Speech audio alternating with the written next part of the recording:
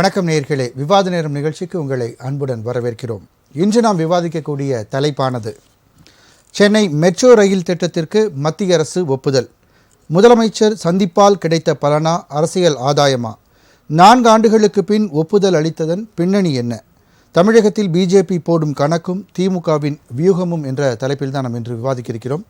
2020ஆம் ஆண்டு இந்த 2ஆம் கட்ட மெட்ரோ ரயில் திட்டத்திற்கான அடிக்கல் அமித்ஷா அவர்கள் தலைமையில் அவர்கள் முன்பு அடிக்கல் நாட்டப்பட்டது.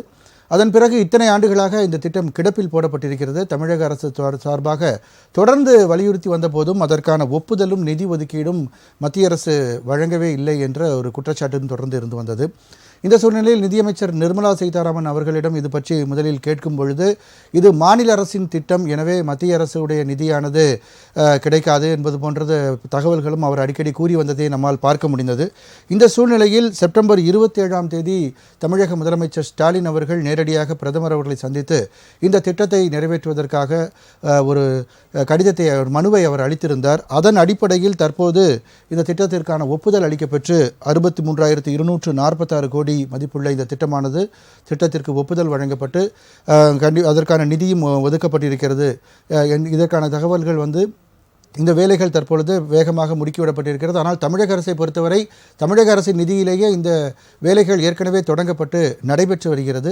இதை இப்பொழுது இந்த மத்திய அரசின் ஒப்புதல் பெற்றிருப்பது இந்த வேலைகளை துரிதப்படுத்துவதற்கும் உதவியாக இருக்கும் என்பதே மக்களுக்கு ஒரு ஆறுதலான ஒரு செய்தியாகவும் இருக்கிறது. ஏனென்றால் சென்னையில் தற்பொழுது இந்த மெட்ரோ ரயில் பணிகள் நடந்து வருவதால் போக்குவரத்து மிகவும் பாதிப்படைந்திருக்கிறது. இந்த சூழ்நிலையில் இந்த பணிகள் எப்போது நிறைவு பெறும் என்ற ஒரு எண்ணமும் மக்கள் மத்தியில் இருந்த சூழ்நிலையில் இந்த ஒப்புதல் கிடைத்திருப்பது மக்களுக்கு ஒரு மகிழ்ச்சி. இதற்கு பிரதமர் நரேந்திர மோடி அவர்களும் தமிழக மக்களுக்கு வாழ்த்து தெரிவித்திருக்கிறார். அதேபோன்று தமிழக முதல்வர் அவர்களும் மோடி அவர்களுக்கும் நன்றி தெரிவித்திருக்கிறார். இந்த சூழ்நிலையில் இந்த திட்டமானது தமிழகத்திற்கு இப்போது 4 ஆண்டுகளுக்கு கழித்து ஒதுக்கப்பட்டிருப்பது பிஜேபியின் ஏதாவது ஒரு வியூகமா என்ற ஒரு கேள்வியும் இருக்கிறது.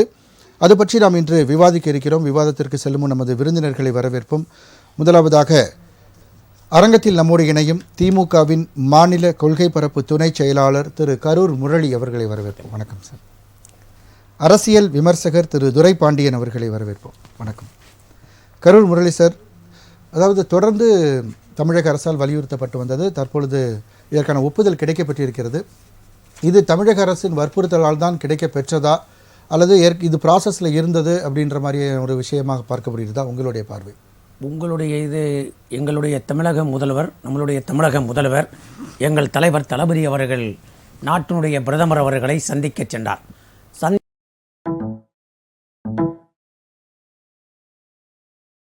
சென்னை மெட்ரோ 2ஆம் கட்ட திட்டத்திற்கான நிதியை ஒதுக்க வேண்டும். 2வது தேசிய கல்விக் கொள்கைகளை எங்களுக்குரிய நிதியை ஒதுக்கி தர வேண்டும். அதேபோல இலங்கை அரசால் பாதிக்கப்படுகின்ற மீனவர்களை தமிழக மீனவர்களை பாதுகாக்க வேண்டும் என்று 3 கோரிக்கைகளை வைத்துவிட்டு எங்கள் தலைவர் அவர்கள் வருகை தந்தார். வருகை தந்தபோது பத்திரிகை நிருபர்களெல்லாம் தளபதி அவர்களை கேட்கிறார்கள், உங்களுடைய சந்திப்பு எப்படி இருந்தது என்று கேட்டார்கள். அப்பொழுது எங்கள் தளபதி அழகாக சொன்னார், நானும் முதலமைச்சர் என்ற முறையில் சந்தித்தேன், பிரதமர் என்ற முறையில் சந்தித்தார். எங்களுடைய சந்திப்பு இனிமையாக இருந்தது, அது பயனுள்ளதாக இருக்க வேண்டும் என்றால் அது மோடி அதிக நேரம் நீடித்தது. 45 நிமிடம் ஒதுக்கப்பட்டது, 15 நிமிடம் ஒதுக்கப்பட்டது, 45 நிமிடம் பேசணும், மகிழ்ச்சியாக இருந்தது. இது பயனுள்ளதாக இருப்பது அவருடைய கையிலே இருக்கிறது என்று எங்கள் தலைவர் சொல்லியிருந்தார். ஆகவே எங்கள் தலைவர் வற்புறுத்தியதின் காரணமாக 45 நிமிடம் எப்படி போக்குவரத்தில் தமிழ்நாட்டின் தலைநகரம் சென்னை தத்தளித்துக் கொண்டிருக்கிறது என்பதையெல்லாம் நம்மளுடைய பிரதமரிடம் எடுத்து சொன்ன பிறகு பிரதமர் அவர்கள் எங்கள் தலைவர் அவர்களுடைய கோரிக்கையை ஏற்று இந்த திட்டத்தை இப்பொழுது அறிவித்திருக்கிறார்கள். இது இப்பொழுது பெரிய மகிழ்ச்சியாக இருக்கிறது. இன்னமும் சொல்லப்போனால் பிரதமர் அவர்கள் இதற்கு உண்டான நிதியையும் அனுமதியும் கொடுத்த பிறகு தமிழக முதலமைச்சர் தன்னுடைய அறிக்கையில் சமூக வலைதளத்தில் பிரதமர் அவர்களுக்கு நன்றி என்று வாழ்த்தும் சொல்லியிருக்கிறார். ஆகவே ராஜ் டிவி நேயர்களுடைய சார்பிலும் நம்மளுடைய சார்பிலும் பிரதமருக்கு நன்றி தெரிவித்த முதல்வருக்கு நாமும் நன்றி தெரிவிக்க வேண்டும். கண்டிப்பாக இப்போ இன்னைக்கு பிரதமர் அவர்களை சந்திச்சிருக்காங்க அப்படின்னா இதுக்கு முன்னாடி நித்தி ஆயோக்கை வந்து புறக்கணிச்சிருக்காங்க. அப்போ நித்தி ஆயோக்கில் தான் இந்த மாதிரியான நம்ம மாநிலத்தோட ஸ்கீம்ஸை பற்றி நம்ம கேட்கறதுக்கான ஒரு வாய்ப்பு இருக்குது.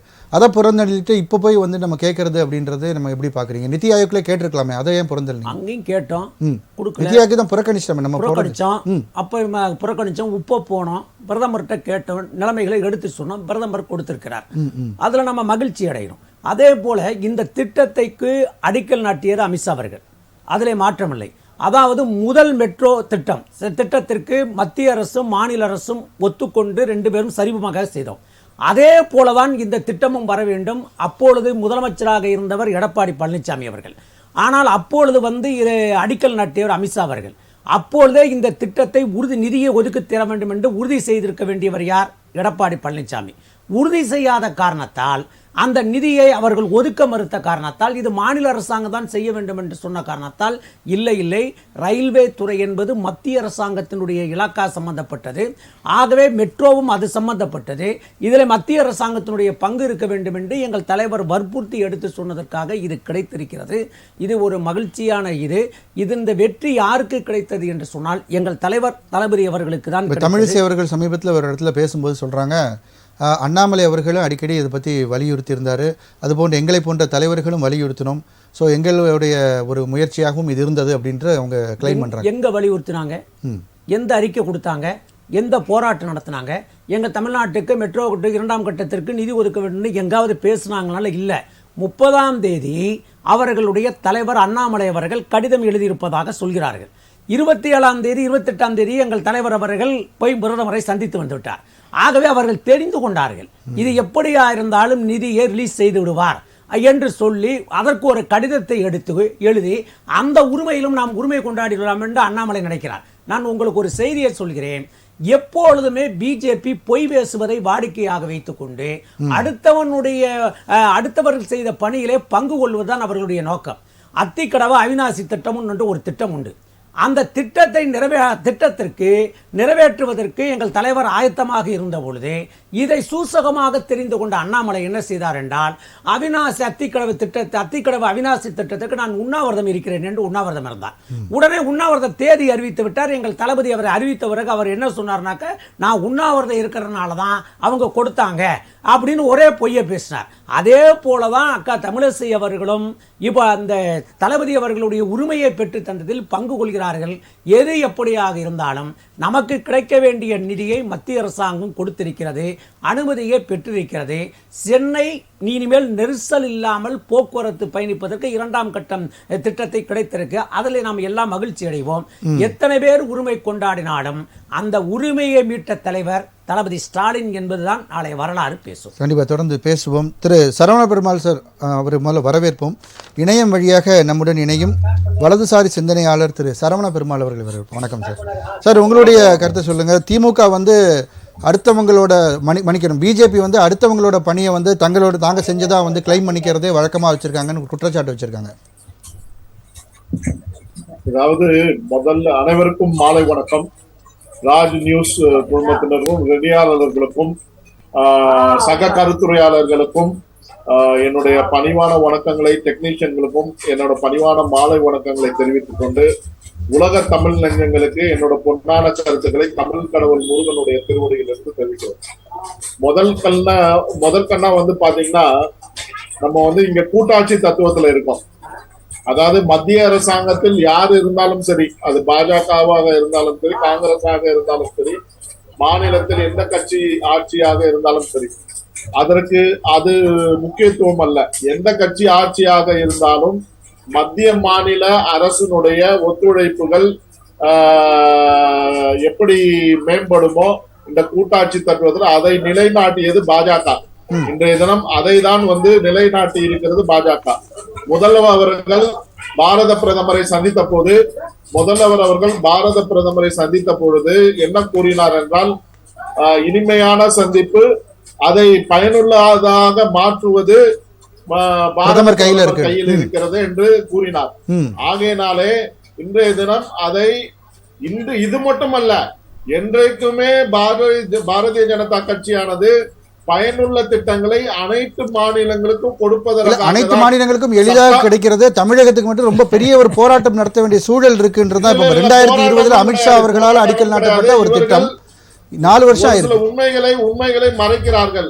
கொடுக்க வேண்டிய விஷயங்களை நீங்க வந்து ஆடிட்டாக இருக்கட்டும், கிளியரன்ஸ் சர்டிபிகேட் ஆக இருக்கட்டும், எதுவா இருந்தாலும் அதை கொடுத்தாதான் அது பெற முடியும். சரி, அதனால இந்த முறை மாநிலத்தை சார்ந்த திமுக அரசாங்கம் அந்த கிளியரன்ஸ் எல்லாம் கொடுத்திருக்காங்க. அது கொடுத்ததுனால இப்ப வந்து இந்த இதுக்கு வந்து ஒப்புதல் கொடுக்கப்பட்டு 4 வருஷமா கொடுக்கல, இப்பதான் கொடுத்திருக்காங்க, அதனால இப்ப வந்து அப்ரூவ் பண்ணிருக்காங்கன்னு சொல்றீங்க. ஆமா, அது மட்டும் இல்ல, மக்களுடைய நிலவரம், சென்னையில் இருக்கக்கூடிய ஜன நெரிசல் இன்னைக்கு எல்லா இடத்துலயும் பள்ளம் தோண்டிட்டாங்க. சரி, இன்னைக்கு மழை வரும் காலம், இதை விரைவாக முடிக்க வேண்டும் என்ற நல்ல இடத்துல மக்களோட அவஸ்தைகளை மத்திய அரசாங்கம் உணர்ந்து இருக்கிறது.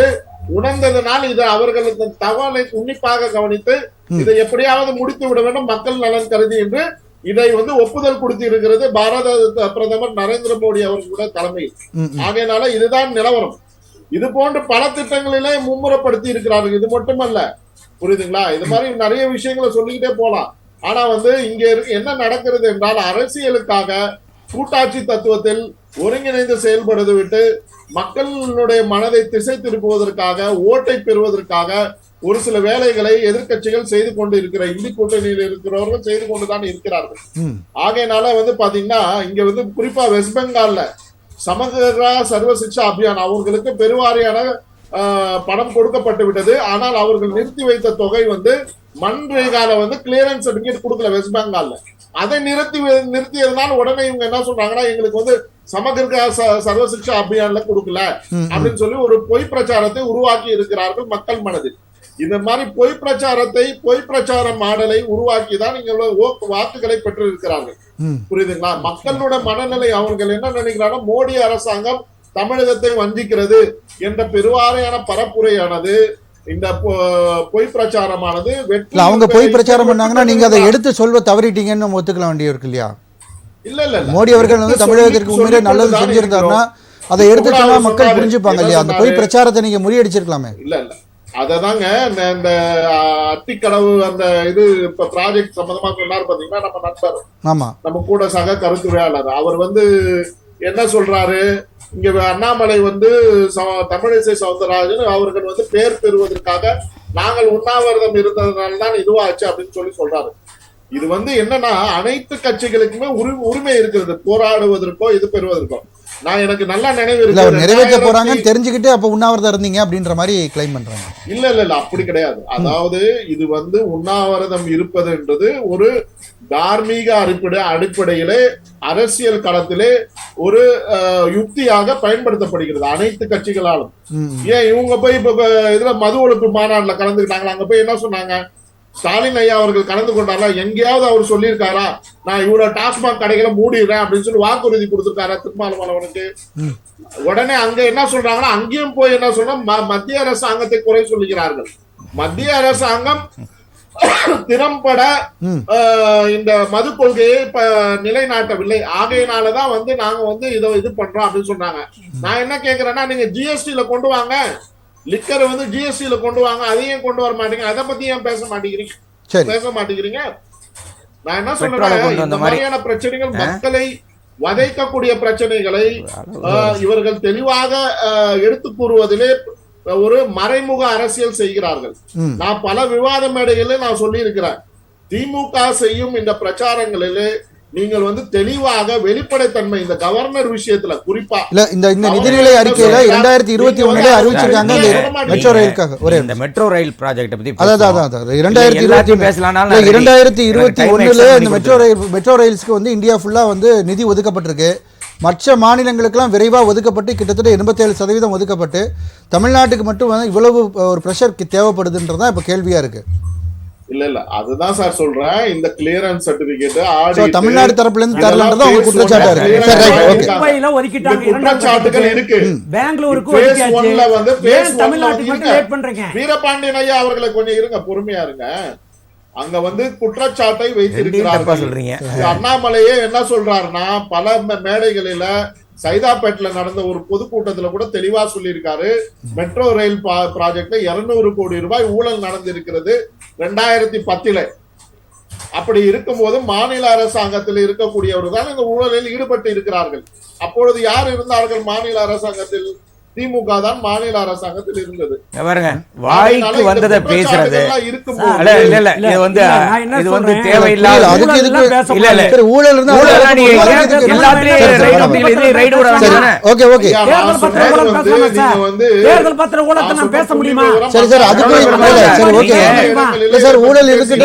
நியாயம் இல்லாம பேசுறேன். ஒரே ஒரு நிமிஷம், என்னங்கிறது நம்ம பேச வந்து ஊழல் வந்திருக்குன்னு சொன்னா நீங்க அதை நிரூபிக்கணும்.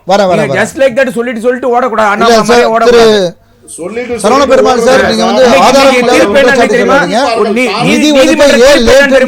NDTVல பண பரிமாற்றம் நடந்ததுன்னு சொல்லி போட்ட வழக்குல எந்த ஆதாரமும் இல்லை என்று இன்னைக்கு அந்த வழக்கு தள்ளி வைக்க தள்ளுபடி செய்யப்பட்டிருக்கிறது. நீங்க என்னமோ பேசுறீங்க, மெட்ரோ ரயில்ல 10,000 கோடி திமுக ஊழல் பண்ணிருச்சு புதுசா. இதெல்லாம் உங்க கட்சி தலைவர்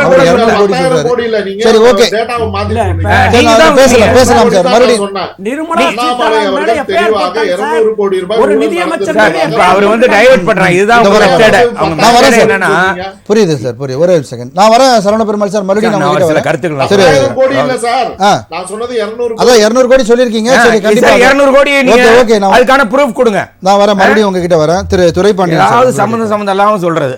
இப்போ வந்துங்க, மெட்ரோ ரயில் என்பது வளர்ச்சியின் ஒரு அடையாளம். அது இன்னைக்கு தொடங்கினது இல்லை.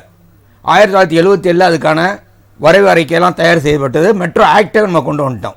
மெட்ரோ என்பதும் ரயிலுக்கும் சம்மந்தம் இல்லை. நல்லா வித்தியாசம் புரிஞ்சுங்க. அர்பன் டெவலப்மெண்ட் மினிஸ்ட்ரி, ஊரக வளர்ச்சித்துறையும் அந்தந்த மாநில அரசும் சேர்ந்து செய்கிற ஒரு நிகழ்ச்சி. 84 மேற்கு வங்காளத்தில் ஜோதிபாஸ் கொண்டு வந்துட்டார். ஆனால் 2007 டெல்லிக்கு வந்தது. 2007க்கு பிறகு 2015 நாம் இங்கே தொடங்கணும். அன்னைக்கு வந்து முதல் திட்டத்தை நம்ம தொடங்கி வெற்றிகரமாக முடிச்சிருக்கிறோம். 2வது திட்டம், இந்த 2வது திட்டத்துக்கு யார் அடிக்கல் நட்டினாங்க? அமித்ஷா பக்கத்திலே 2 பேர் வச்சுருந்தார். ஒருத்தர் வந்து குனிஞ்சுக்கிட்டே இருப்பார், ஒருத்தர் நிமிந்துக்கிட்டே இருப்பார். 2 பேர் இருந்தாங்க. எடப்பாடி பழனிசாமி, OPS இருந்தாங்க. 2 பேர் இருந்தாங்க. அன்னைக்கு அடிக்கல் நாட்டப்பட்டது நவம்பர் மாதம் 21 2020. இதுவரையில் அவர்கள் எந்த நடவடிக்கையும் எடுக்கவில்லை. ஒன்று சரி, அவர்கள் எடுக்கவில்லை இல்லையா? ரொம்ப பெரிய மனசு உள்ளவர் தானே, ஆண்டவனின் தூதுவன் தானே இவர் பிரதமர். அவராவது நடவடிக்கை எடுத்துக்கணும், எடுக்கல. பல கடிதங்களை தமிழ்நாட்டினுடைய முதலமைச்சர் திரு மு.க. ஸ்டாலின் அவர்கள் அளித்திருக்கிறார். பல தடவை பேசியிருக்கிறார். இப்போ அவர் எங்கே போகிறாரோ அந்த கூட்டத்திலேயே நின்று பேசியிருக்கிறார். அப்படிலாம் பேசுனதுக்கு அப்புறம் கொடுக்கல. இப்போ ஏன் இப்போ நடந்ததுங்கிறதுக்கு நான் சொல்கிறேன். அதை விட முக்கியமான ஒரு விஷயம் சொல்லிடுறேன். இந்த மெட்ரோ ரயில் ப்ராஜெக்ட் இருக்குது பாருங்கள், இந்த 2வது திட்டம் வந்து பல மாநிலங்களில் தொடங்கியாச்சுங்க. நம்ம ஊரில் வந்து இப்போ தொடங்கினது தான் பிக்கஸ்ட் ஸ்கீம், மிகப்பெரிய திட்டம். 118.9 கிலோமீட்டருக்கு. அது வந்து அது கிழக்கு மேற்காகவும் தெற்கிலிருந்து வடக்காகவும் சென்னையை வந்து சுற்றியும் ஓடுகிற ஒரு ரயில் திட்டம். மாதவரம் சிறுசேரி, லைட் ஹவுஸ், பூந்தமல்லி, மாதாவரம், சோழிங்கநல்லூர், இந்த 3 இதுலையும் கொண்டு வந்திருக்காங்க. ஒரு அருமையான திட்டம். இதுக்கு அடிக்கல் நாட்டிட்டீங்க. எல்லா இதுக்கு அதுக்கப்புறம் போன பட்ஜெட்டில் இதை பற்றி பேசுனீங்க, ஆனால் பணம் கொடுக்கல. இப்போ நான் உங்களுக்கு ஒரு தகவல் சொல்கிறேன். அதாவது தயானந்த் கிருஷ்ணங்கிறவர் 9ஆம் தேதி மே மாதம் 2024 ஒரு RTI போட்டு பல தகவல்களை வாங்கியிருக்கார். அதில் வந்து எந்தெந்த மாநிலத்துக்கு எவ்வளோ கொடுத்தாங்கிற முழு டீட்டெயில் வந்திருக்கு. அதாவது உதாரணம் சொல்லணும்னா, மகாராஷ்டிராவுக்கு 39,757 கோடி ரூபா கொடுத்துருக்காங்க.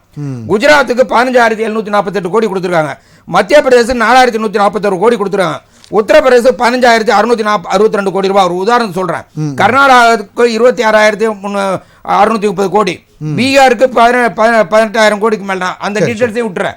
14-15 தமிழ்நாடு அரசாங்கத்துக்கு கொடுத்தது 1,006 கோடி, 15-16 கொடுத்தது 1,273 கோடி, 16-17 கொடுத்து 1,585 கோடி, 17-18 1,181 கோடி. மொத்தமாக இதுவரையில் தமிழ்நாடு அரசாங்கம் கொடுத்துருக்கிற பணம் 8,820 கோடி. இப்போ நீங்கள் கணக்கு போட்டு பாருங்க, எந்த மாநிலத்துக்கு எவ்வளவு கொடுத்துருக்காங்க. ஒரு சின்ன மாநிலத்துக்கு கூட நிறைய மாநில அரசின் திட்டம் அப்படின்னு சொல்லப்படுது இல்லையா? தப்பா புரிஞ்சுட்டு இருக்காங்க. 7,400 வரேன். அதாவது இப்படி கொடுத்துருக்காங்க. ஆனால் தமிழ்நாட்டுக்கு 22-23 1 பைசா கொடுக்கல, 23-24 1 பைசா கொடுக்கல. கொடுக்காம ஒரு பட்ஜெட்டையும் போட்டு முடிச்சிட்டாங்க. அந்த பட்ஜெட் வந்த பொழுது நம்முடைய மெட்ரோ திட்டத்துக்கு பணம் கொடுக்கவில்லை என்று ஒரு மிகப்பெரிய எழுச்சி ஏற்பட்டது, போராட்டம், ஆர்ப்பாட்டங்கள்லாம் நடைபெற்றது என்பதை உங்களுக்கு ஞாபகப்படுத்துறேன். இப்போ மெட்ரோ திட்டம்னா என்ன? மெட்ரோ திட்டம்னா மெமரண்டம் ஆஃப் அண்டர்ஸ்டாண்டிங், மாநில அரசாங்கமும் அர்பன் டெவலப்மெண்ட் மினிஸ்ட்ரியும் போடுற அக்ரிமெண்ட்.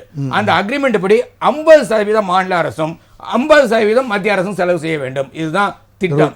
இதுக்கிடையில என்ன குழப்ப ஆரம்பிச்சாங்க, நம்முடைய நிர்மலா சீதாராமன் இந்த திட்டம் வந்து எங்களுக்கு சம்மந்தமே இல்லைன்ட்டாங்க. அண்மையில் பத்திரிகையாளர் சந்திப்பில் எங்களுக்கு சம்மந்தமே இல்லைன்னு சொல்லிட்டாங்க. சம்பந்தம் இல்லாத திட்டத்துக்கு இப்போ பிரதம மந்திரி பணம் சாங்ஷன் பண்றேன்னு அந்த ப்ராஜெக்டையும் ஒத்துக்கிட்டாரு. அதுக்கப்புறம் 7425 கோடி ரூபாயை நாங்கள் முதலின் சம்பளம் கொடுக்குறோங்கிறதே ஒத்துக்கிட்டு இருக்காரு. அப்போ இதுல யார் அரசியல் பண்ணது? திமுக அரசியல் பண்ணல. அவர் வரவேற்று நம்ம தொடர்ந்து பேசலாம். நமது அரங்கிற்கு வந்திருக்கும் பிஜேபியின் திரு ஹரிஹரன் ராஜா அவர்களை வரவேற்போம். வணக்கம், தொடர்ந்து பேசுங்க. அதனால வந்து இதுல வந்து முதலமைச்சர் வந்து பிரச்சாரம் பண்ணல, தவறான பிரச்சாரம் பண்ணல, அல்ல திமுகவால் சார்ந்த தவறான பிரச்சாரம், உண்மையை சொன்னாங்க. இன்னைக்கு முதலமைச்சர் போய் சந்தித்து பேசிட்டு வந்திருக்கிறார். இப்ப கொடுக்கலன்னா என்ன ஆகும்? அருமையான வார்த்தையை முதலமைச்சர் பயன்படுத்தினார். நாங்கள் நல்லா இனிமையான சந்திப்பு, நிறைய நேரம் பேசணும். இது நடக்கணுமா நடக்க வேணுமாங்கிறது யாருடைய பொறுப்பு? பிரதம மந்திரியோட பொறுப்பு. அது நடக்கலன்னா என்ன ஆகும்? தமிழ்நாட்டில் ஏற்கனவே இல்ல பிஜேபி இல்ல, அவங்க என்ன சொன்னாங்க, கழகங்கள் இல்லாத தமிழ்நாடுனாங்க. இப்ப பிஜேபி இல்லாத தமிழ்நாட்டை உருவாக்கி இருக்காங்க. அது இன்னும் மோசமடையும். அது மட்டும் இல்ல, மாநில அரசும் மத்திய அரசுக்கும் ஒரு பொறுப்புணர்வு இருக்கு. இல்ல இப்போ அவங்க வந்து இப்போ ஒதுக்கி இருக்கிறது வந்து வந்து 15 மாசம் தான் இருக்கு. அதனால தேர்தலை மனசுல வச்சு ஏதாவது ஸ்ட்ராட்டஜியா இருக்குமா அப்படின்ற ஒரு கேள்வியும் அரசியல் நோக்கர்கள். மாநில தமிழ்நாட்டு தேர்தலை வச்சுங்கிறீங்க இல்ல, அவங்க என்ன வேணாலும் கணக்கு போடலாம். ஆனா மு.க. ஸ்டாலின் அன்னபூர்ணா சீனிவாசன் இல்ல, அதை நம்ம தெளிவா தெரிஞ்சுக்குவோம். அன்னபூர்ணா சீனிவாசனை விரட்டின மாதிரி வாங்க பேசுங்க, கையெழுத்து போடுங்க, அதை நாங்க வெளியிடுவோம், அது மாதிரிலாம் மு.க. ஸ்டாலின் பண்ண முடியாது. அவர் ஒரு நல்ல தகைசால் தமிழர், நல்லா ஞாபகம் வச்சுங்க. அவர் வந்து பல பிரச்சனைகளை சந்தித்தவர். அதனால இந்த ஒரு மெட்ரோ திட்டத்தினால அவரை மாற்ற முடியாது. இன்னும் பல விஷயங்கள் இருக்கு. மெட்ரோ திட்டத்துக்கு மட்டும் இல்ல, கல்வியை பத்தி அவர் பேசினார். மேற்கு வங்காளத்துல வந்து அவங்க சர்டிபிகேட், கம்ப்ளீஷன் சர்டிபிகேட் கொடுக்காதனால தமிழ்நாட்டில் பிரச்சனை வருமா? தமிழ்நாடு இண்டி கூட்டணி வந்து எல்லா இடத்துலயுமே வந்து பிஜேபியை வந்து கெட்ட பேர் ஏற்படுத்த முயற்சி பண்றாங்க. எங்க தமிழ்நாட்டுக்கும் பணம் கொடுக்கலங்க. புதிய கல்விக் கொள்கையை ஏற்றுக்கொள்ளாத காரணத்துல அங்கேயும் பல 1000 கோடி ரூபாய், 6000 கோடிக்கு மேல கொடுக்கல. அது வந்து கல்வி அமைச்சர் சொல்லியிருக்காரு, முதலமைச்சர் இப்ப சந்திப்பின் பொழுதும் பேசியிருக்கிறார். அதனால இங்கேயும் பணம் கொடுக்கல. அதனால ஒரு மாநில அரசும் மத்திய அரசும் ஒரு ஒத்து போகிற ஒரு ஒத்து போய் கொண்டால் தான் நாட்டுக்கு நல்லது. சரி, அதை இப்பயாவது நம்முடைய பிரதமர் புரிஞ்சுக்கிட்டு அதுக்கு ஒப்புதல் அளித்ததுக்காக வாழ்த்துகிறேன். கடைசி நேரத்திலாவது புரிந்து கொண்டதுக்காக. தேர்தல் என்னங்கிறத பத்தி நான் இப்ப பேச தயாரா இல்லை. அப்படிப்பட்ட ஒரு கணக்கு இருந்திருந்தா அது வேற மாதிரி இருக்கும் தமிழ்நாடு. இப்ப அது மாதிரிலாம் கணக்கு இல்லை. சரி சரி சார், தொடர்ந்து பேசலாம். திரு ஹரிஹரன் ராஜா, உங்களுடைய முதல் சுற்று கருத்து. அதாவது இப்போ பிஜேபி இதில் வந்து அண்ணாமலை அவர்களிடம் நாங்கள் வலியுறுத்துகிறோம் அப்படின்ற மாதிரியான கிளைம்லாம் தமிழிசை அவர்கள் பேச நீங்கள் கேட்டிருப்பீங்க.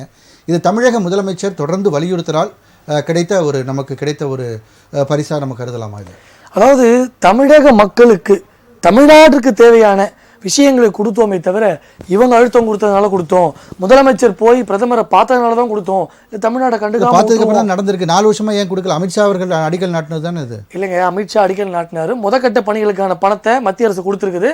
அதனுடைய இதனால தான் இன்னைக்கு மெட்ரோ போயிட்டு இருக்குது. இன்னும் மத்திய அரசு பணமே தராதது போல, மெட்ரோ ரயில் என்னவோ மாநிலத்தினுடைய நிதியில பணத்தை போல சொல்றீங்க. முதல் தவணைக்கு எல்லா விதமான பணங்களையும் கொடுத்துருக்கிறோம். ரெண்டாவது ஃபேஸுக்கு மத்திய அரசு ஒரு கணக்கீடு செய்து தான் கொடுக்க முடியும். நீங்க நினைக்கிறது போல இஷ்டத்துக்கு நீங்க ஒரு டேட்டா சொல்லி இஷ்டத்துக்கு பணம் கேட்டா அதை கொடுக்கிற இடத்துல நாங்க இல்ல. எல்லா மாநிலத்துக்கும் ஒரு தாயுள்ளத்தோடு இருக்கிற இடத்துல தான் பாஜக இன்னைக்கு இருக்கு. நாங்க இன்னைக்கு 63,246 கோடி இன்னைக்கு இந்த மெட்ரோ ரயிலுடைய 2வது ஃபேஸுக்கு ஒதுக்கி இருக்கோம். தமிழக மக்களுக்காக. தமிழர்கள் எங்களை நம்புவார்கள், தமிழர்கள் நல்ல பக்கம் வருவாங்க அப்படின்ற எண்ணோட்டத்தின் அடிப்படையில் இதை கொடுத்திருக்கிறோம். போன வாரம் பேசினாங்க, அதுக்கு என்ன சார் அர்த்தம்? இல்ல தொடர்ச்சியாக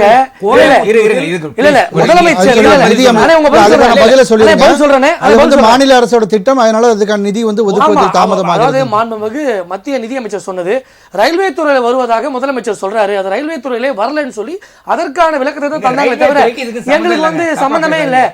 சார் அவங்க சொன்னது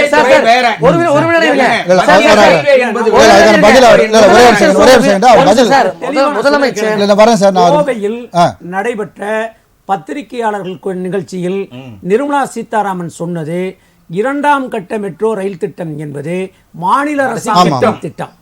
மத்திய அரசாங்கம் நிதி ஒதுக்க வேண்டிய அவசியம் இல்லை. கண்டிப்பா கண்டிப்பா அந்த விஷயத்தை தான் நீங்க பதில் சொல்லுங்க. அதுதான் கேக்குறோம் சார், ரொம்ப தெளிவா சொல்றோம். மாண்புமிகு நிதியமைச்சர் சொன்ன ஃபேக்ட்ஸ், அவங்க சொன்ன ஸ்டேட்டஸ் வேற. ஆனால் முதலமைச்சர் சொன்னது என்னன்னா, ஒரு இதில் போட்டிருக்கிறாங்க, இது போல இது மாதிரி ரயில்வே துறையில இருந்து பண்ணலன்ற போல அவங்க சொல்லியிருந்தாங்க. அதற்கு நிதியமைச்சர் சொன்ன பதில் என்னன்னா, எங்க இது ரயில்வே துறையிலே வராது, மத்திய அரசு பண்ணலன்னு கேட்டாருங்க முதலமைச்சர். ஒரு வினாடி இருங்க சார். சார் நீங்க தப்பாலாம் பேசுறீங்க சார். நான் டேட்டா எடுத்து காட்டுறேன் உங்களுக்கு. முதலமைச்சர் போட்டது நான் காட்டுறேன். ஒரு நிமிஷம் இருங்க, நான் காட்டுறேன். விவாதம் முடிவதற்குள்ள நான் அந்த விஷயத்தை நான் காட்டுறேன். அங்க போட்டதுக்கு தான் இது இல்ல, முதலமைச்சர் தவறா புரிஞ்சிட்டு இருக்காரு. மத்திய அரசு இதுக்கு செய்தே தீரணும், மத்திய அரசு தான் இது செஞ்சு தீரணும்னு சொல்றது தவறு. மத்திய அரசும் செய்யணும். இது வந்து மாநில அரசும் மத்திய அரசும் சேர்ந்து செய்யக்கூடிய ஒரு விஷயம். இதற்கு மத்திய அரசை நீங்கள் சாடி அவங்க மேல பழி போடாதீங்கன்னு சொல்றது தான் எங்களோட பாயிண்டே தவிர. சார் இன்னைக்கு ஐஎன்டிஏ கூட்டணி மொத்தமும் சரிங்க, அவங்க ஆள்வது சிறு சிறு எங்கெங்கயோ சின்ன சின்ன இடத்துல ஆள்றாங்க. ஆனா அவங்க பேசுறது ஃபுல்லாவே வன்மத்தை கக்கக்கூடிய ஒரு அரசியல் தான் செய்யறாங்களே தவிர மக்கள் அரசியல் செய்பவர்கள் இவர்களா இருந்தா இவ்வளவு ஏன் கோவப்படணும்? அப்ப நான் கேட்க இவ்வளவு பேசுறாரு அண்ணன். இன்னைக்கு மக்கள் திட்டம் சார். ஒரு வினாடி இருங்க சார். நீங்க சார் உங்க சுற்றுல சார் உங்க சுற்றுலா ஒரு வினாடி இருங்க சார். உங்க சுற்றுல சார் உங்க சுற்றுல ஒரு வினாடி இதே ஒரு விஷயம் இருங்க. தெளிவாக இருங்க. மாண்புமிகு மத்திய நிதியமைச்சர் சொன்ன ஸ்டேட்டஸ் வேற. நீங்க திரும்ப திரும்ப கேட்டாலும் நான் என் பதில் இதுதான். முதலமைச்சர் சொன்ன ஃபேக்ட்ஸ் தப்பு. முதலமைச்சர் சொன்ன சார் எனக்கு தெரியல, நீங்க முடிவு பண்ணாதீங்க, நேரா முடிவு பண்ணிட்டு ஒரு வினாடி இருங்க சார். ஒரு வினாடி இருங்க சார். மக்களை நடுத்தர கொண்டு வந்துட்டு சார் என்ன திட்டம் சார் போட்டீங்க நீங்க? நீங்க சார் இருங்க நான் இருங்க அண்ணன் இருங்க சார் ஒரு வினாடி அண்ணே ஒண்ணே ஒண்ணு சொல்றேன் இருங்க. ரெண்டு அண்ணன் சொன்னதையும் இருங்க ஒரு நிமிஷம் இருங்க. ரைட் அண்ணன் பேச்சுபடியே வரேன். இல்ல சார் அண்ணன் பேச்சுபடியே வரேன். அண்ணன் பேச்சுபடியே வரேன்.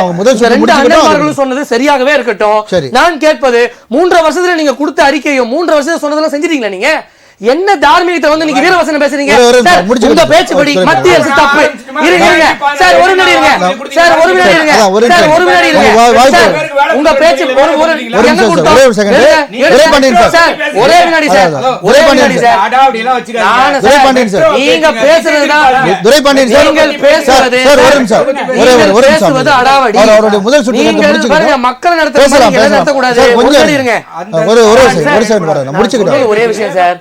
நான் ஒரே சார் மத்திய அரசு சார் இல்ல ஒரு நிமிஷம் வேகப்பட வேண்டிய அவசியம் கிடையாது. சரி ஹரிஹரசுதன் டென்ஷன் ஆவறார்.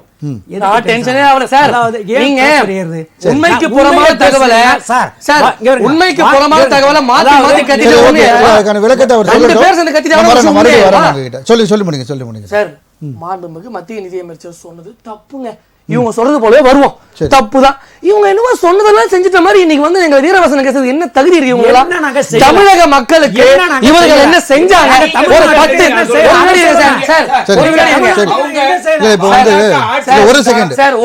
பாஜகவோட ஆட்சி சாதனையோ தமிழக அரசோட சாதனையை பத்தி பேசல.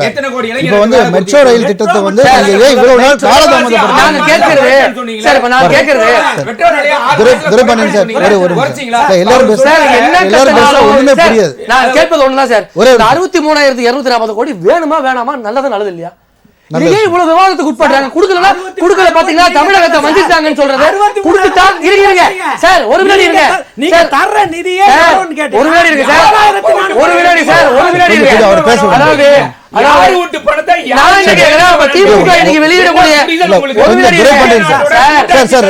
ஒரு வினாடி இருங்க சார். தமிழகத்துல போடக்கூடிய திட்டங்களும் எவன் அப்பூட்ட பண்ணுது? எவன் அப்பூட்ட பணம் தமிழக மக்களுக்கு செய்யக்கூடிய திட்டத்துல எல்லாரும் உதவி போடுறீங்களே. இல்லங்க நான் கேட்பது இல்ல இவங்க போக்கு என்னன்னா சார் நீங்க மாத்தி மாத்தி சார் சரியான தான் பாருங்க. எல்லாரும் பேசா புரியாது. கொஞ்சம் சரி சார் ஒரு நிமிஷம் துரைபாண்டியன் சார் துரைபாண்டியன் சார்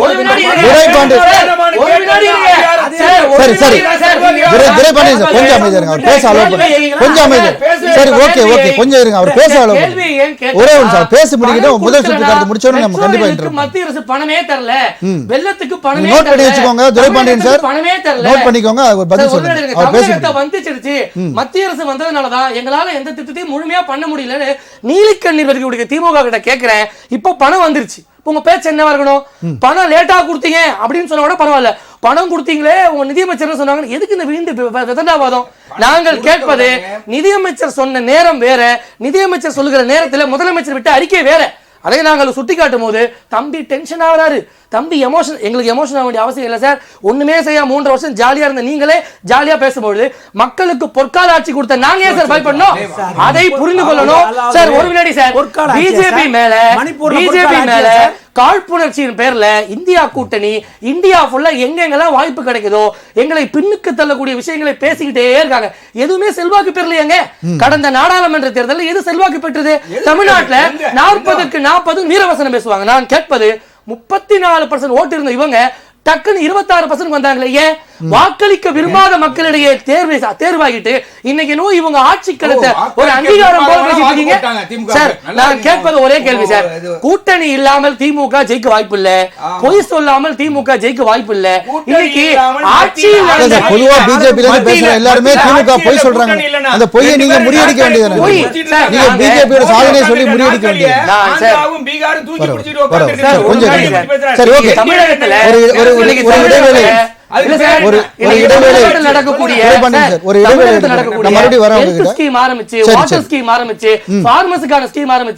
எல்லாமே மத்திய அரசு கொடுக்கக்கூடிய விஷயம். ஸ்டிக்கர் ஒட்டிக்கிட்டு ஆட்சி பண்ற இவங்க மத்திய அரசு ஒண்ணுமே பண்ணு சொல்றதுக்கு எந்த தார்மீக உரிமையும் இல்லதான். கருண் முரளி சார், அதாவது தமிழகத்தை பொறுத்த வரைக்கும் பல்வேறு திட்டங்களை வந்து பிஜேபி செஞ்சுட்டு தான் இருக்கு அப்படின்றது தான் ஹரிஹரன் அவரோட வாதமா இருக்கு. இப்போ உதாரணத்துக்கு தமிழிசை அவர்கள் சமீபத்தில் சொன்னாங்க, வந்தே பாரத் 8 வந்தே பாரத் ட்ரெயின் நம்ம கொடுத்துருக்கோம், தூத்துக்குடி துறைமுகத்துக்கு நிதி ஒதுக்கீடு, இப்போ மெட்ரோ ட்ரெயினுக்கு ஒப்புதல், இது போன்ற பல திட்டங்கள் தொடர்ந்து பண்ணிட்டு தான் இருக்காங்க. ஆனால் திமுக வந்து ஒன்றுமே பண்ணல அப்படின்னு சொல்லிட்டு இருக்கிறது வந்து எந்த வகையில் நியாயம்னு கேட்குறாரு. அக்கா தமிழிசை சவுந்தரராஜன் சொல்வதைப் போல இத்தனை திட்டங்கள் கொடுத்ததாக அவர் பேசிக்கொண்டிருக்கிறார். சரி, எந்த திட்டங்கள் என்பதை அவர்கள் சொல்ல வேண்டும். ரெண்டாவது, பிஜேபியை பொறுத்தளவு அவங்கள பொறுத்தளவு பொய் பேசுவதுதான் சார் அவங்களுடைய நோக்கம். இப்ப எனக்கு வந்தே பாரத் வரலையா தமிழ்நாட்டுக்கு? வந்தே பாரத் வந்திருக்கேன், இல்லைன்னு சொல்லல. சரி, நீங்க பயணப்பட்டிருக்கீங்களா? அதுல அது எவ்வளவு டிக்கெட்டு? நான் கோயம்புத்தூர்ல இருந்து சென்னைக்கு வரேன், சென்னையில இருந்து கோயம்புத்தூருக்கு வர்றதுக்கு கிட்டத்தட்ட 1500 ரூபா. சரி, ரைட்டு. வந்தே பாரத் வந்ததுனால ஏழைகளுக்கெல்லாம் 3 நேரம் சாப்பாடு கிடைச்சிருச்சு, ஏழைகளுக்கு 3 நேரம் குடிக்கிறதுக்கு நல்ல தண்ணீர் கிடைச்சிருச்சு, அவங்க பாணிலேயே விட்டுருவோம். சரி, அதே போல எனக்கு முன்னாடி பேசிய சரவண பெருமாள் அவர்கள் ஒன்று சொன்னார், கூட்டாட்சி தத்துவத்தை பாதுகாப்பதே எங்கள் பிஜேபி தான். கூட்டாட்சி தத்துவத்தை பாதுகாப்பது பிஜேபியா? அப்படி என்று சொன்னால் ஒரே நாடு ஒரே தேர்தல் என்பதை கொண்டு வந்தார்கள். இது கூட்டாட்சியை காப்பாற்றக்கூடியதா? ஒன்றிய அரசும் மாநில அரசும் இணைந்திருப்பது கூட்டாட்சி. ஆனால் நீங்கள் ஒரு ஒன்றிய அரசு மட்டும்தான் இருக்க வேண்டும், மாநில அரசுலாம் இருக்கக்கூடாது என்பதற்காக ஒரே நாடு ஒரே தேர்தல் என்பதை கொண்டு வந்து ஒரே நாடு ஒரே தேர்தல் வந்தா மாநில அரசு இருக்காதா? எப்படி, எந்த அதிகாரம் இருக்கு எங்களுக்கு? எந்த அதிகாரத்தை கொடுப்பீங்க? நாங்க மாநிலத்தில் இருக்கிறவர்கள் எப்படி நகராட்சி இயக்கி கொண்டிருக்கிறோமோ அதே போல இயக்கி கொண்டிருப்பது நிலைமை வந்துடும். அது மட்டும் இல்ல, சரி, ஒரே ஆட்சி ஒரே தேர்தலுங்கிறீங்களா, திடீர்னு மாநில அரசுல ஒரு சின்ன பிரச்சனை வந்து கவிழ்ந்துருச்சு, அப்ப நீங்க என்ன பண்ணுவீங்க? அதுவரை யாருடைய ஆட்சி இருக்கும்? இல்ல, அதுக்கு தான் வந்து ராம்நாத் கோவிந்த் ஒரு கிட்டத்தட்ட 1000 பக்கத்துக்கு மேல 10,000 பக்கம் நினைக்கிறேன் கிட்டத்தட்ட அறிக்கை கொடுத்திருக்காரு. அதுல எல்லாமே டிஸ்கஸ் பண்ணிருக்காங்க. நீங்க கேக்குற அந்த क्वेश्चंसக்கு ஆன்சர்ஸும் அந்த அறிக்கையில இருக்காது. நான் என்ன சொல்றேன், அவங்களுடைய நோக்கம் என்னவென்று கேட்டால், சார் நல்லா தெரிஞ்சுக்குங்க, ஜனசங்கம் என்று ஒரு இயக்கம் பிஜேபியினுடைய தாய். அந்த ஜனசங்கம் 1957 தேர்தல் அறிக்கையில் சொல்கிறது, இந்திய அரசியலமைப்பு சட்டத்தை முற்றிலுமாக மாற்றி கூட்டாட்சி தத்துவத்தை உடைத்து ஒரே நாடு என்று கொண்டு வருவதுதான் எங்களுடைய நோக்கம் என்று ஜனசங்கம் என்று சொன்னதை தான் இன்று பிஜேபி நடைபெற்றுக் கொண்டிருக்கிறது. அவர்கள் ஒரே நாடுன்னு சொல்லி மாநிலத்தினுடைய உரிமைகள்லாம் பறிக்கிறதுக்கு வைக்கிற நிலைதான். ஆகவே கூட்டாட்சி இருக்காது, அங்க ஒற்றை ஆட்சி வந்துடும். ஒன்னு சொன்னார். ரெண்டாவது என்ன சொன்னாரு கேட்டாங்கன்னா, அவர் என்ன சொல்றாரு, 4 வருட காலமாக 4 வருடம் இப்போ மழை வந்துடும், மழை வந்ததுனாலதான் நாங்க இந்த திட்டத்துக்கு நிதி கொடுக்கிறோம் அப்படிங்கிறார். 4 வருஷமா மழை இல்லையா? 4 வருடமா மழையில சிக்கலை தலைநகர் சென்னை. என்னமோ இப்பதான் கொடுத்தாவணும் சார். கேட்டவர் யார்? என் அண்ணன் சொன்னதை போல அவர் என்ன அன்னபூர்ணா சீனிவாசனா? குளிந்து விடுவார், கூணி விடுவார், நடுங்கி விடுவார்னு கேட்டதவரை கேட்டு கொடுக்கலைன்னா அடுத்து தமிழ்நாடு ஸ்தம்பிக்கும். தமிழ்நாடு ஸ்தம்பிக்க வைப்பாருங்கிறதுனால தான் மோடி அவர்கள் அந்த பணத்தை கொடுத்தார். அதே போல சொன்னாரு ஹரிஹரன், சர்வதிகாரத்தின் உச்சகட்டத்தில் நாங்க கொடுக்க முடியாது அப்படிங்கிறாரு. கொடுக்காட்டு விட்டுருமா? நாங்க நீங்க கொடுக்காம மாநில அரசு விட்டுருமா? உங்களை ஒன்றிய அரசு நிம்மதியா தூங்க விட்டுருமா? 40 நாடாளுமன்ற உறுப்பினர்களை தமிழ்நாட்டில் இருந்து நாங்கள் அனுப்பி வைத்தோம். எல்லாம் கேட்டார்களே, 40 நாடாளுமன்ற உறுப்பினர்களை அனுப்பி என்ன செய்ய போகிறீர்கள் என்று கேட்டார்களே. நாளை 40 பேரும் போராளிகளாக மாறி அங்க பேசுவார்கள் என்ற அச்சத்தில் மோடி இன்னைக்கு பணம் கொடுத்திருக்காரு. 63,000 கோடிங்கிறீங்களே, 63,000 கோடி ஒதுக்கி இருக்கிறது திட்டத்துக்கு இருக்கிறது கரெக்ட். உங்க ஒன்றிய அரசு கொடுக்கிறது எவ்வளவு நிதி கொடுக்குறீங்க? 7,000 இப்ப எவ்வளவு கொடுத்திருக்கீங்க? 7,425 கோடி கொடுத்திருக்கீங்க. ஆனால் ஒதுக்கியிருக்காங்க. ஆனால் ஒன்றிய அரசு 7,425 கோடி கொடுக்கிறது. மாநில அரசு 22,228 கோடி ரூபாய் கொடுக்கிறது. கடனாக பெறக்கூடியது யார் தெரியுமா? ஒன்றிய அரசு அல்ல, மாநில அரசு கடன் பெறுது. எவ்வளவு கடன் பெறுது? 33,593 கோடி ரூபாய் நாங்க கொண்டு வரோம். 100%த்தில் 12% மட்டும்தான் ஒன்றிய அரசு. 15%. ஆமா, 12%. 88% மாநில அரசு கொண்டு வருகிற திட்டம் இது. ஆனா நீங்க என்ன சொல்றீங்க? சர்வதிகாரம் என்ன? வானம் உள்ளவரை, பூமி உள்ளவரை, கடல் உள்ளவரை இந்தியாவை பிஜேபி தான் ஆளுங்கிற ஞாபகமா? நீங்க என்ன சர்வதிகாரத்தின் உச்சமா? ஹரிஹரன் பேசுறது எப்படி இருக்குது? மோடி பேசுவதை போலதான் இருக்கு. மோடி பேசுவதை போல என்ன ஒண்ணுமே அசைக்க முடியாது. 52 இன்ச்சு எனக்கு இருக்குதுன்னு பேசுற மாதிரி பேசுறீங்களே. நாடு ஒரே நிமிஷத்துல தூக்கி எறிஞ்சிடும். ஒரு நாற்காலியில ஒரு காடு நிதிஷ்ட இருக்கு, இன்னொரு காடு சந்திரபாபு கிட்ட இருக்கு, சந்திரபாபு நாயுடு கிட்ட இருக்கு. 2 பேரும் பிரிஞ்சாங்கன்னா அந்த இடத்துல மோடி உட்கார்ந்து முடியாது. தொடர்ந்து பேசலாம் சார். திரு சரவண பெருமாள் சார், நிதி ஒதுக்கீடுன்னு பார்க்கும்போது இப்போ பேரிடருக்கு கூட இப்போ சமீபத்தில் மத்திய அரசு நிதி ஒதுக்கியிருக்காங்க. எல்லா மாநிலங்களுக்கும், கேரளா உட்பட பல மாநிலங்கள் கொடுத்துருக்காங்க. ஆனால் தமிழ்நாடு கேட்கும்போது நிதி ஒதுக்கீடு அது வந்து தேசிய பேரிடரை அறிவிக்க முடியாது, நிதி ஒதுக்கலை. தமிழ்நாட்டுக்கு ஒரு பாராமுகமாகவே இருக்காங்களா அப்படின்ற ஒரு கேள்வி தான் இருக்கு சார். மறுபடியும் இந்த பிரச்சனையில வந்து பாத்தீங்கன்னா நிதி ஒதுக்கீடு, தேசிய பேரிடர் அப்படின்றது இவங்க யூபிஏ அரசாங்கத்துல திமுக கூட்டணி ஆட்சியில இருக்கும்போது 2010-12 பீரியட்ல, புரியுதுங்களா, இத வந்து தேசிய பேரிடர் அப்படின்றத வந்து ஆராய்ச்சி பண்ணி ஒரு குழு அறிக்கை கொடுத்து national commission for disaster management அவங்களுடைய இது கமிஷன் வந்து ரிப்போர்ட் கொடுத்திருக்கு. அதுல ஆக்ட் இருக்கு. ஆக்ட் பிரகாரம் வந்து இவங்க என்ன சொல்லிருக்காங்க, எந்த ஒரு பேரிடரையும், இந்த மழை வெள்ளங்கள் வரக்கூடிய பேரிடர்களை தேசிய பேரிடர் என்று ஒன்று கிடையாது அப்படின்றது அவங்களே அறிக்கை கொடுத்திருக்காங்க. அது மன்மோகன் சிங் அரசாங்கம் ஒப்புதல் பண்ணி பாராளுமன்றத்தில் இதை சமர்ப்பித்து அப்பொழுது தூங்கி கொண்டிருந்தார்களா இவர்கள்? சரி சார், அது ஒரு பக்கம் இருந்தால் கூட இப்போ துரைபாண்டியன் சார் ஒரு லிஸ்ட் படிச்சாங்க, மெட்ரோ ரயில் திட்டம் செகண்ட் ஃபேஸுக்கு எந்தெந்த மாநிலத்துக்கு எத்தனை கோடின்னு. ஆனா தமிழ்நாட்டுக்கு ஒதுக்கி இருக்கக்கூடிய அமௌண்ட் நீங்க பாருங்க, எல்லாமே கம்பேர் பண்ணி பார்க்கும்போது தமிழ்நாடு வந்து ஒரு பாரபட்சம் பார்க்கப்படுகிறது. ஐபிஎல்ல போய் நீங்க வந்து அங்க கூட்டணி வைக்கிறீங்க, புரியுதுங்களா? உங்க கூட்டணி எங்கன்னு எங்களுக்கு தெரியும், புரியுதுங்களா? இதெல்லாம் வந்து எக்ஸ்போஸ் பண்ணதான் நான் இப்போ இருப்பாங்க. ஐபிஎல்ல நீங்க 2 கூட்டணி வச்சிருக்கீங்க. ஒன்னு சிஎஸ்கே, ஹைதராபாத் சன்ரைசர்ஸ். இந்த கூட்டணி பாஜகவோட. இத வந்து வீரபாண்டியன் அதே மாதிரி திமுக சாதகமா பேசக்கூடியவர்கள் இங்க வந்து ஜம்பம் காட்ட வேண்டாம். நீங்க அங்க போய் எப்படி வந்து என்ன வேலைன்னு கேட்டா நீங்க பட்டுக்கோட்டைக்கு வழி சொல்றீங்க பாருங்க. தெரியும், இதை யாரும் சொல்ல வேண்டிய அவசியம் இல்லை. இப்பொழுது வீரபாண்டியன் அவர்கள் சொன்னாரு, அவர் ஒருவர் குனிந்தும் ஒருவர் நிமிர்ந்தும் அப்படின்னு அந்த போட்டோவை அமைச்சிருக்காங்க நம்ம நெறியாளர் அவர்களுக்கு. அமித்ஷா வந்து அந்த பட்டனை வந்து அழுத்தி இதை திறந்து வைக்கிறார். அதுல எங்க கூனி குனிஞ்சிருக்காங்க? ஓபிஎஸ் பாருங்க, நீங்க நாங்க கூனி குனிய வச்சிருக்கோமா? சொல்லுங்க பாக்கலாம், சொல்லுங்க பாக்கலாம். அந்த போட்டோவை உங்களுக்கு பகிருங்க நெறியாளர். என்ன செஞ்சீங்க?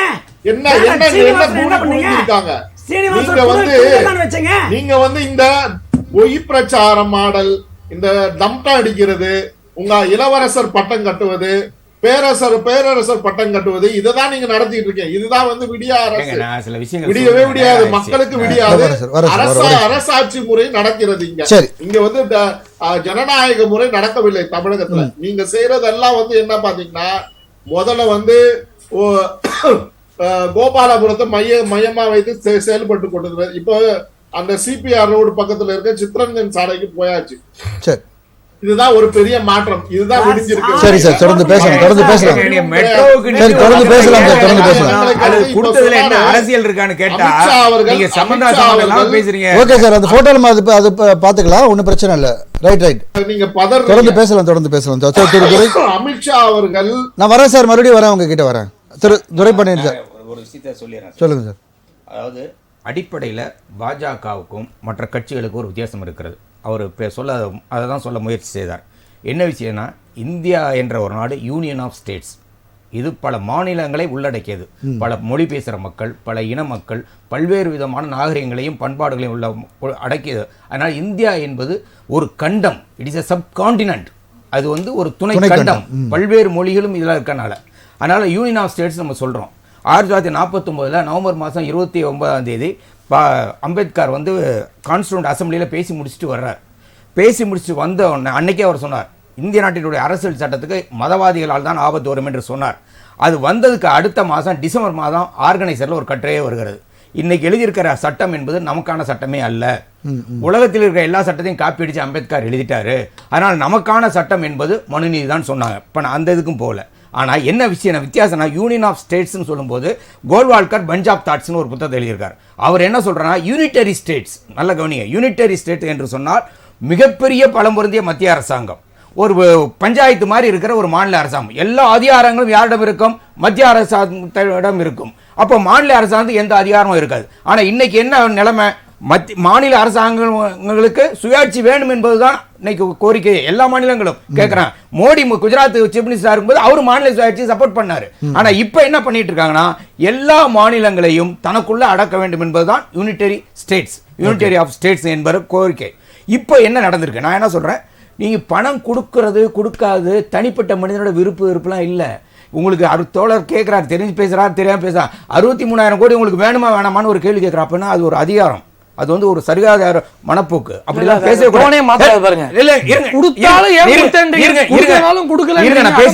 தயவு செய்து நீங்க வந்து கருத்துக்களை போய் சேர விடாம தடுக்கிறதா உங்களுடைய நோக்கம். விஷயத்தை தவிர வேற எதுக்கும் பேச மாட்டேன். இப்ப வந்து கல்விக்கான தொகையாக இருக்கட்டும், அல்லது மருத்துவத்துக்கான தொகையாக இருக்கட்டும், அல்லது ரயில்வே திட்டங்கள், மெட்ரோ திட்டங்களுக்கான தொகையாக இருக்கட்டும், இதில் வந்து பாஜக ஆளும் மாநிலங்களை ஒரு மாதிரியாகவும் பாஜக அல்லாத மாநிலங்களை ஒரு மாதிரியாகவும் நடத்தி கொண்டிருக்கிறது என்பது நமக்கு முன்னாடியே தெரியும். அதுவும் இன்னொரு ஆர்டிஐயில் வாங்கணும். ஒரு அரசாங்கம் 100 ரூபாய் தமிழ்நாடு அரசாங்கம் வரி கடிச்சுன்னா தமிழ்நாடு அரசாங்கத்தை எவ்வளோ கொடுக்குறீங்க? ஆர்டிஐயில் போட்டு வில்சன் அட்வொகேட் வில்சன் வாங்கினார், எவ்வளோ கொடுக்குறீங்க? 30 பைசா கொடுக்குறீங்க. உத்தரப்பிரதேசத்துக்கு எவ்வளோ கொடுக்குறீங்க? 2 ரூபாய்க்கு மேலே கொடுக்குறீங்க. அவங்க கட்டுற வரி 1 ரூபான்னா கொடுக்கறது 2 ரூபாய்க்கு மேலே. நான் கட்டுற வரி 1 ரூபான்னா எனக்கு கொடுக்கறது 30 பைசா. அப்போ ஒரு வித்தியாசம் இருக்கிறது என்பது இன்னைக்கு நான் சொல்லலை, எல்லா மாநிலங்களிலும் பேசப்படுகிறது. ஏன் பாஜக மாநில அரசுகளே கூட சில சமயத்தில் முனக ஆரம்பிச்சிடுறாங்க. அதனால என்னன்னா, இது வந்து இந்தியா என்பது யூனியன் ஆஃப் ஸ்டேட்ஸ், ஒன்றியம். அது வந்து மாநிலங்கள் அடங்கிய ஒரு ஒன்றியம். அதனால பணம் நீ கொடுக்கணுமா நான் கொடுக்கணுமா சண்டை வரக்கூடாது. அதுக்கு ஃபினான்ஸ் கமிஷன் இருக்குது, அதில் உட்காரணும், பேசுகிறோம். அதன்படி நீங்கள் ஒதுக்கீடு செய்ய வேண்டும். அதே மாதிரி மெட்ரோ என்பது இந்திய நாட்டில் வந்து ஒரு புதுவிதமான திட்டம், வளர்ச்சிக்கான ஒரு திட்டம். அதுக்கு மாநில அரசுக்கும் பொறுப்பு இருக்கிறது. நான் இன்னும் பாராட்ட கடமைப்பட்டிருக்கேன். நீங்கள் மத்திய அரசாங்கம் பணம் கொடுக்காம இருக்கையில் கிட்டத்தட்ட 16,000 கோடி அளவுக்கு மாநில அரசாங்கம் கஷ்டப்பட்டு செலவு செய்து இருக்கிறார்கள். நீங்கள் வந்து புயல் வெள்ளம் வந்த பொழுது அனௌன்ஸ் பண்ணுறீங்களா இல்லைங்களாங்கிறதுல நீங்கள் வந்தீங்களா, பார்த்தீங்களா? அங்கே போய் பார்த்துட்டு நீங்கள் போய் என்ன சொன்னீங்க? இனிமேல் கோயிலெலாம் இதெல்லாம் கொடுக்காதீங்க, டீச்சர் உண்டியலில் போடுங்கன்னு சொல்லிட்டு போயிட்டீங்கல்ல. ஆனால் நீங்கள் ஏதாவது பணம் கொடுத்தீங்களா எங்களுக்கு, மாநில அரசாங்கத்துக்கு? மாநில ஏதாவது. ஆனால் அதே இது எப்படி நடந்து பாரு. நவம்பர் 22 நினைக்கிறேன் தேதிக்கிற, நவம்பர் 22 பயங்கர வெள்ளம் குஜராத்தில். அடுத்த நாள் ஓடுறாருங்க இந்திய நாட்டோட பிரதமர். மணிப்பூரை அவர் போய் பார்க்கவே இல்லை. அதே தமிழ்நாட்டில் வந்து சுற்றி பார்த்துட்டு போனீங்க, போய் ஏதாவது 1 பைசா கொடுத்தீங்களா? அப்போ மாநில அரசாங்கம், நீங்க யாரு? மத்திய அரசாங்கம். உங்கள்ட்ட என்ன இருக்கு? மாநில அரசாங்கத்தில் இருக்கிற மக்கள் கொடுக்கிற பணம் தான் வரி பணம். அதனால மாநில அரசாங்கத்துக்கு அந்த உரிமை இருக்கிறது. மாநில அரசாங்கத்தின் மூலமாக தான் நீங்கள் மக்கள் சேவை செய்ய முடியும். மத்திய அரசாங்கம் மேல இருந்து டெல்லியில இருந்து சேவை செய்ய முடியாது. மாநில அரசாங்கம் தான் மக்களிடம் நெருக்கமாக இருக்கிறது. அதனால யூனியன் ஆஃப் ஸ்டேட்ஸ் என்பதுதான் சரியானது. அதுதான் அரசியல் சட்டம் சொல்லுகிறது. யூனிட்டரி ஸ்டேட்ஸ் என்பது ஏற்றுக்கொள்ள முடியாது. இன்னைக்கு மெட்ரோ திட்டத்துக்கு முதல்வர் போய் பார்த்ததற்கு பிறகு கொடுத்ததற்காக நான் நன்றியோடு மோடியை பாராட்ட விரும்புகிறேன். சரி சார், தொடர்ந்து பேசலாம். திரு ஹரிகரன், அதாவது தொடர்ந்து இப்போ தமிழகத்தை பொறுத்த வரைக்கும் பாரதிய ஜனதா கட்சி இன்னும் பெரிய அளவில் கால் ஊன்றவில்லை என்ற ஒரு கருத்து இருக்குது. அதற்காக வந்து தமிழகம் பாராமுகமாக மத்திய அரசால் பார்க்கப்படுகிறது என்பது தான் அவங்களுடைய கருத்தாக இருக்குது. இல்லை, இப்போ அண்ணன் ஒரு கருத்து சொன்னார், பிஜேபிக்கும் மற்ற கட்சிக்கும் ஒரு வித்தியாசம் இருக்குது. அதை நான் ஒத்துக்கிறேன். இதுவரை நடைபெறாத ஒரு ஆட்சி, இதுவரை மக்களை தேடி செல்லாத ஒரு ஆட்சி, குக்கிராம வரலும் இன்னைக்கு ஒரு கட்சி ஒரு ஆட்சி இன்னைக்கு போய் சேர்ந்துருக்குன்னா அது மாண்புமிகு மனித குலசாமி மோடிஜியினுடைய ஆட்சி தான். இன்னைக்கு இவங்க செய்த ஆட்சி, இவங்க கூட்டணி ஆட்சியில் என்னென்ன பண்ணாங்க, என்னென்ன கேம் எல்லாம் பிளே பண்ணாங்க, கூட்டணி ஆட்சியில் ஒண்ணுமே செய்யாம இன்னைக்கு ஆட்சி விட்டு உங்களெல்லாம் ஓரம் கட்டி கிட்டத்தட்ட 11 வருஷம் எங்களுக்கு திரும்ப திரும்ப திரும்ப சார் ஒரு நிமிஷம் இருங்க சார், ஒரு கோர்வையா பேச விட மாட்டீங்களா சார்? ஒரு வினாடி இருங்க சார், ஒரு வினாடி இருங்க சார், ஒரு வினாடி இருங்க, உங்க இதுல குறுக்கிட்டேனா ஒரு நிமிஷம் இருங்க சார். அதாவது ஒரே வினாடி தான். திமுக காரங்களுக்கு ஒரு அஜிடேஷன் ஆகி போச்சு. எதையாவது சொல்லி மக்கள் எதையாவது ஏத்துக்க போறாங்க, நம்ம உருட்ட முடியாதே, நம்ம பொய் சொல்லி பிழைக்க முடியாதுன்ற பயத்துல ஏதோ பேசுறாங்க. அண்ணே ஒரு வினாடி இருங்க, அண்ணே ஒரு வினாடி இருங்க, அண்ணே ஒரு வினாடி இருங்க. நீங்க கூட்டணி ஆட்சியில இருந்து நம்ம தமிழக மக்களுக்கு வாங்கி கொடுத்த லட்சணம்லாம் தமிழக மக்களுக்கு தெரியும். இன்னைக்கு ஒரு பச்சை வேஷம் போடாதீங்க, எதுவுமே செய்யல, நாங்க எதுவுமே பண்ணலன்னு சொல்லி பேசாதீங்க. கூட்டணி ஆட்சியில ஒரு வினாடி இருங்க சார். அதே மாதிரி அண்ணன் சொல்றாரு கூட்டணியில கால் இருக்கு, ஒண்ணு பேசுறாரு. அப்ப நான் சொல்றேன், திருமாவளவன் இல்லைன்னா ஜெயிச்சிருக்க முடியுமா? அண்ணன் வைகோ ஜெயிச்சிருக்க முடியுமா? இன்னைக்கு கம்யூனிஸ்ட் எம்எல்ஏ எல்லாம் ஆட்சி அமைச்சிருக்க முடியுமா சார்? அதாவது கூட்டணியை வைத்தே இதுவரை ஆட்சி அமைத்த திமுக இன்னைக்கு நாங்க கூட்டாட்சி வேணும்னு சொல்றாங்க. நாங்க கூட்டணி அமைச்சு இல்லாம சார் ஒரு வினாடி இருங்க சார், ஒரு வினாடி இருங்க சார். போன முறை மெஜாரிட்டி சார், போன முறை மெஜாரிட்டி சார், என்டிஏ வந்து கூட்டணி இல்லாம எப்பங்க ஆட்சி? சார் ஒரு வினாடி இருங்க சார். உங்க மோடி சார் என்ன பேச சொல்லுங்க சார். நீங்க சார் நீங்க கேள்வி கேட்டா அதுக்கு பதில் சொல்றத நான் இல்ல. ஏன் கருத்தை கட் பண்றீங்க? கருத்தை சேர விடுங்க. நீங்க சொல்லுங்க சொன்னீங்கல, ஏன் சுற்றுல நீங்க தலையிடாதீங்க சார். கூட்டணி இல்லாம ஆட்சி பேச விடுங்க, பயப்படாதீங்க சார். நீங்க கத்தனாலும் 2026 போறது உறுதி. 2026 உங்க கட்சியை மூட்டை கட்டி வீட்டுக்கு அனுப்ப போறது உறுதி. பேசிட்டே இருங்க, 1 வருஷம் பேசுங்க சார். ஒரே வினாடி சார், ஒரே வினாடி. பணம் கொடுக்கல பணம் கொடுக்கல பணம் கொடுக்கலன்னு சொல்லிக்கிட்டே இருக்காங்க. பணம் கேட்க வேண்டிய நிதி ஆயோக் கூட்டத்துக்கு போகாமல் புறக்கணித்த முதல்வர் ஏன்னு கேட்டா அது என்னுடைய கெத்துன்றாரு முதலமைச்சர். இன்னைக்கு திருமாவளவன் வச்சு அவர் ஒரு மாநாடு உருப்படியா நடத்தலாம்னு வந்தாரு. அந்த மாநாடுக்கு பேரே மாற்றி இன்னைக்கு மது ஒழிப்பு மாநாட மகளிர் மாநாட மாத்துறாங்க. அதான் ஒரு வசனம் சொல்றேங்க, குடிக்கிறோம் மாநாட முடிக்கிறோம். மாநாடு வந்த பூரா வேலையும் குடிச்சிட்டு சுத்துறான். இதுல நான் என்ன கேக்குறேன் சார், சாராயம் இல்லாத தமிழ்நாட்டில் சாராயத்தை வர வச்சது யாரு சொல்லுங்களேன்? உங்க சாராயத்தை வர வச்சது திமுக சார், சாராயத்தை வர வச்சது திமுக. இன்னைக்கு பட்ட வேஷம் போட்டுட்டு இன்னைக்கு விடுதலை சிறுத்தைகள் சார் ஒரு விளையாடி சார் கட்சியை வந்து ரொம்ப அசிங்கமா ஒரு மக்கள் ஒரு விளையாடி டிஃபரண்ட் பண்ணாத ஆள் இல்ல. நீங்க அத பத்தி நீங்க பேச வேண்டாம்.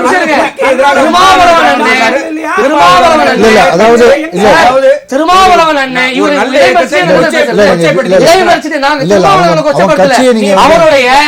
அவருடைய மீட்டிங்கோட ஸ்ட்ரக்சரையே திமுக மாத்துது. குடி ஒழிப்பு மாநாடு நடத்துறாங்க திமுக சார். ஒரு வினாடி பாத்தீங்களா? நீங்க வீடியோ பாத்தீங்களா? வீடியோ சார் ஒரு வினாடி இருக்கு சார்.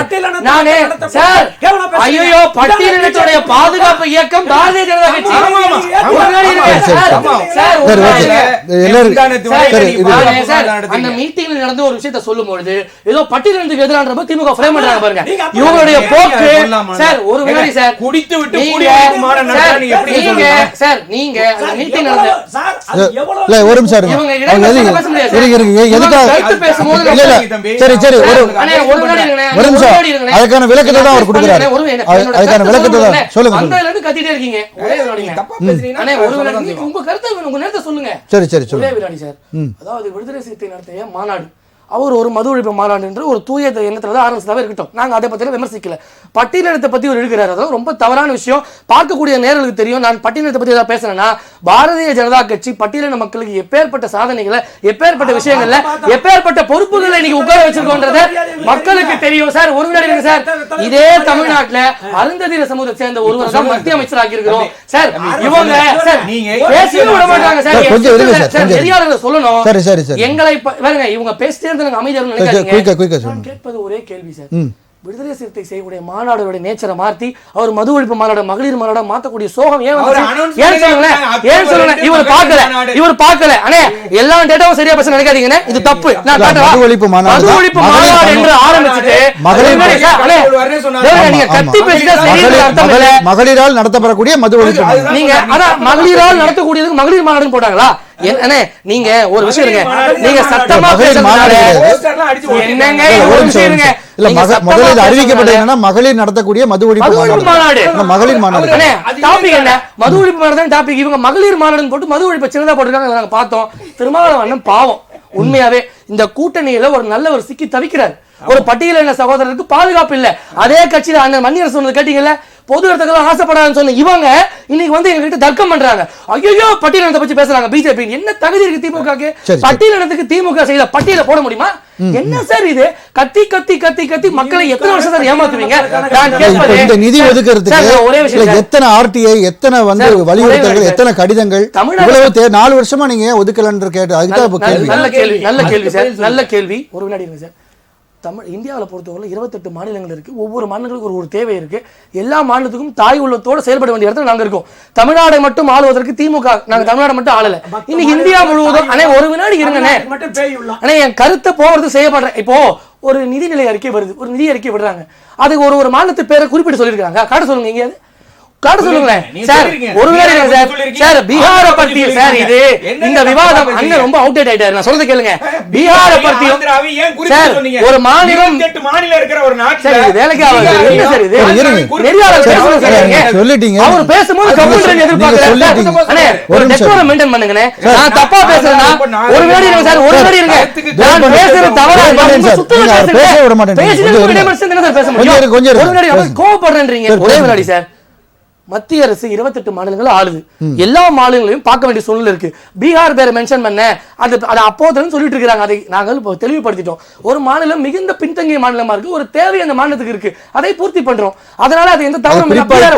பீகாரும் நீங்க நிதிஷ்குமார் அவர்களுக்கும் அவர் 2 பேரும் கூட்டணி வச்சதுனால சந்திரபாபு நாயுடு ஆந்திராவையும் பீகாரையும் நீங்க மென்ஷன் பண்ணனால அந்த கேள்வி தமிழ்நாட்டுல சுருக்குற சார் இந்த விஷயத்தை. சரி சார், நாங்க பண்ணி தப்பாவே இருக்கட்டும். நாங்க நிதிஷ்குமாருக்கு தான் சொம்படிக்கிறதா நீங்க சொல்றீங்க, வச்சுப்போம் சார். நான் கேட்பது, இங்க திமுக எம்எல்ஏகள் இருக்காங்க, திமுக மந்திரிகள் இருக்காங்க. இப்போ ஒரு அதிமுக எம்எல்ஏவை கேட்போம். திமுக எம்எல்ஏ தொகுதிக்கு போகக்கூடிய எல்லா நிதிகளும் அதிமுக எம்எல்ஏக்கும் போதா? இல்ல எங்க பாஜக எம்எல்ஏங்களுக்கு ஒரு நிதி வரலங்க, சரியான நிதி. இப்ப திமுக மந்திரிகள் நடக்கக்கூடிய தொகுதியில் நடக்கக்கூடிய வளர்ச்சிகள் ஒரு சட்டமன்ற உறுப்பினர் ஏடிஎம்கேலயோ பிஜேபியிலோ எதிர்கட்சி இடத்துல நடக்குதா? இன்னும் வாரி கொடுத்தது போலவும் இந்திய நாட்டில் நாங்க எதுவும் செய்யாதது போல சொல்றாங்க. ஒரே வினாடி சார், என் கருத்தை நான் சொல்றேன் கேள்வி. தாய் உள்ளத்தோடு எல்லாரையும் அணுகக்கூடிய தலைவராக மோடிஜி இருக்கிறாரு. தமிழகத்தின் மீது தனி கவனம் எங்களுக்கு இருக்குது. 4000 கோடி கொடுத்து மழைநீர் வடிகால் செய்யுங்கன்னு சொன்னா காசு கொடுத்து போட்டு வாங்குறாங்க சார். காசு கொடுத்து போட்டு வாங்கல. நீங்க 4000 கோடி என்னாச்சு? 90% முடிஞ்சிச்சு, 80% முடிஞ்சிச்சு. வீரவசனம் பேசுனீங்களே, இன்னைக்கு அந்த குழி என்னன்னு தேட ரோடெல்லாம் குழியா இருக்கு. தண்ணி போக வேண்டிய குழி காணாம போயிடுச்சு. என்ன சார் அட்டுழியம் பண்றீங்க? நான் கேட்பது ஒரே கேள்வி. மழைநீர் வடிகால் இப்ப சரி பண்றோம், மழைநீர் வடிகால நாங்க சுத்தப்படுத்துறோம். அடுத்த டிசம்பர் பாருங்க மழை வந்தா சர்ரு தண்ணி போகும் சொன்னது யாரு? பேசியது யாரு? எல்லா மந்திரிகளும் பேசுனீங்களே மைக்கு பிடிச்சி. இன்னைக்கு என்ன நிலைமை? எதுக்கு போட்டு வாங்குறீங்க? அதாவது சார் அடர்ந்த ஒரு டீப் ஏரியால போய் எடுக்கிறதுன்றது நாங்க ஒத்துக்கிறோம். ஆனா போட்டுக்கு வாங்குற ஆர்வம் இன்னைக்கு எந்த அளவு ரெஸ்கியூல இருக்கும் தெரியலையே. நன்றி நன்றி சார். அதனால சார் ஒரே கருத்து, பாரதிய ஜனதா கட்சி குரல் வலையை இவர்கள் எல்லாம் ஒரு பொய் பிம்பங்களை சொல்லி, அதாவது சார் ஒரு உண்மை பொய்யை குப்பை போல சேர்ந்து அடக்கிட்டா முடிச்சிருமா? குப்பை பத்தி இருந்து போயிடும், அந்த இடம் அங்கேதான் இருக்கும். இவர்களெல்லாம் குப்பை போல காணாமல் போவார்கள். பாரதிய ஜனதா கட்சி தமிழக மக்கள் மனதில் இடம் பிடிச்சிட்டோம். என்ன நரேட்டிவ் செட் பண்ணாலும் நரேட்டிவ் எல்லாம் ஒரு நாள் கூட ஸ்கிரீன்ல வராது என்பது. நன்றி நன்றி. உங்களுடைய நிறைய ஒரு விஷயம் நான் சொல்லிடுறேன். அவர் சொன்னார் பாருங்க, பாஜக வந்து தலித்துகளுக்கு ஆதரவான கட்சின்னு. உண்ணாவில் ஒரு எம்எல்ஏ, பாஜக எம்எல்ஏ, அவரு வந்து அவரோட அந்த ஏழை எப்படி மக்களுக்கு தெரியும், மக்களுக்கு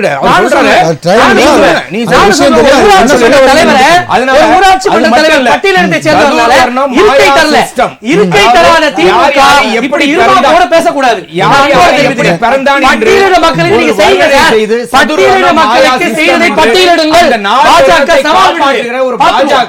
என்னைக்கும் தலித்துகளுக்கு ஆதரவாக இருக்க முடியாது என்பதுதான் உண்மை.